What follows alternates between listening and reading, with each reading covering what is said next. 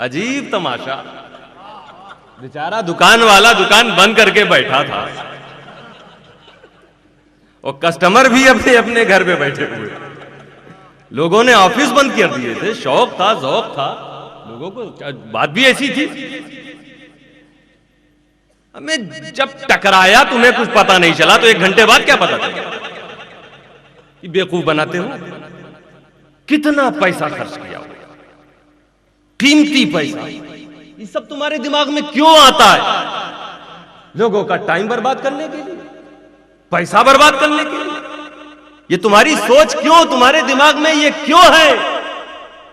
तो सुनो, तुम्हारे दिमाग में ये बातें डाली जाती हैं ताकि 1400 साल बाद तुम्हें मुस्तफा का मकाम मालूम हो कि 2000 टन का रॉकेट 9000 किलोमीटर प्रति घंटा की रफ्तार से जाके चांद पे टकराया, उसे हिला ना सका। मुस्तफा ने जमीन पे खड़े होकर उंगली से इशारा किया, चांद 2 टुकड़े।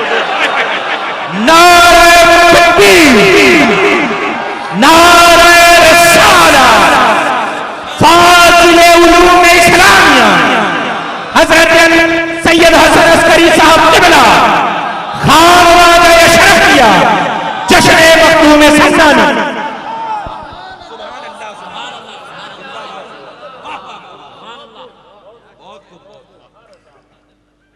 इसीलिए इन चीजों को उरूज नहीं समझा जाता। हुजूर शेखुल इस्लाम क्या फरमाते हैं? उरूजे आसमां को भी नहीं खातिर में लाएंगे, मुकद्दर से अगर 2 गज ज़मी तैबा में पाएंगे। मुकद्दर से अगर 2 गज ज़मी, आसमां भी फिर कुछ नहीं, 2 गज ज़मी तैबा में पाएंगे। और बीच में एक शेर है, मदीने में सुना है बिगड़ियां बनती हैं किस्मत की, वहां जाके हम अपना भी मुकद्दर आजमाएंगे। अगर कल जान जानी है तो या रब आज ही ले ले। आप सोचिए, हमारे मुर्शिद की शान देखिए। अल्लाह के वली कभी कभी अपनी मजलिसों में और कभी अपने अशार में अपने मरातिब का इजहार कर देते हैं। ये राज कभी कभी उनकी जबान पर आ ही जाता है ताकि उनके चाहने वालों को उसका इल्म भी हो जाए। कहीं दूसरी जगह हुजूर शेखुल इस्लाम फरमाते हैं,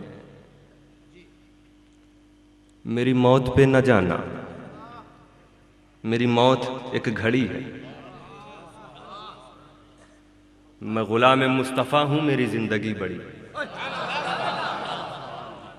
मौत गोया मार नहीं सकती है, ये वलियों की शान होती है। अपनी विलायत का इजहार कर दिया शेख,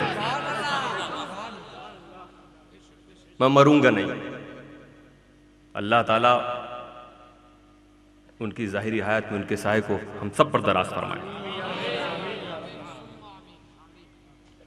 मौत भी नहीं मार सकती, वो एक घड़ी है।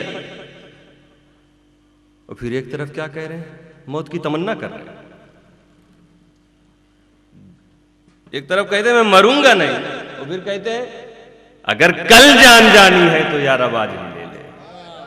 क्यों ऐसा कह रहे हैं? क्योंकि एक मौका वो भी है, उसे भी ना छोड़ा जाए। ऐसे तो कई बार हुआ, एक मौका वो भी, उसे भी ना छोड़ा जाए।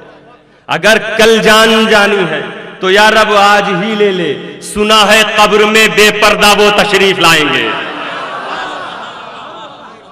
सुना है कब्र में बेपर्दा वो तशरीफ लाएंगे। निगाहे हजरते मूसा भला क्या ताब लाएगी, रुखे अनवर से वो अख्तर अगर पर्दा उठाएंगे। एक मरतबा दरूद पाक का नजरानी अक़ीदत है। अल्लाहुम्मा सल्लि व सल्लिम व बारिक अला नबीना मुहम्मद सल्लल्लाहु व सलामन अलैका या रसूल अल्लाह। रब कदीर फरमा रहा है, हुक्म दे रहा है, इअ्तसिमू बिहब्लिल्लाहि जमीअ वला तफर्रकू। अल्लाह की रस्सी को मजबूती से पकड़े रहो। वला तफर्रकू, और आपस में बटो मत, डिवाइड मत, तकसीम मत, एकजुट रहो। तो तरीका यह है कि अल्लाह की रस्सी को पकड़ लो, एकजुट रहो। रस्सी क्या चीज है, उसकी क्या अहमियत है, रस्सी का महत्व क्या है, रस्सी की जरूरत क्या है, रस्सी की इंपॉर्टेंस क्या है, ये हम और आप बच्चा बच्चा जानता है कि रस्सी कितनी अहम चीज है। अरे इसकी अहमियत पूछना हो तो उससे पूछो जो कुएं में गिर गया हो, किसी सूखे कुएं में, नीचे उसकी मौत है, ऊपर सिर्फ आसमान। अब उसे चाहिए तो सिर्फ एक रस्सी जो उसे नजात दिला दे, जो उसे बाहर निकाले, जो उसकी परेशानियों को दूर कर दे। रस्सी जो खाइयों में गिरा हुआ हो,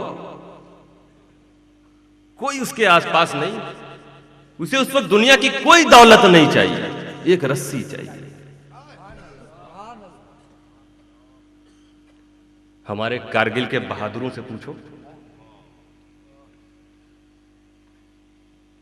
जिन्होंने मुल्क के दुश्मनों को पीछे किया, उनके लिए भी दिक्कत आई थी, परेशानी आई थी। यही परेशानी, एक पहाड़ी से दूसरी पहाड़ी पे जाना है, दुश्मन ऊपर है, हम नीचे हैं, हम कैसे चढ़े? जहां मुमकिन हुआ रस्सी और जंजीर का सहारा लिया। रस्सी,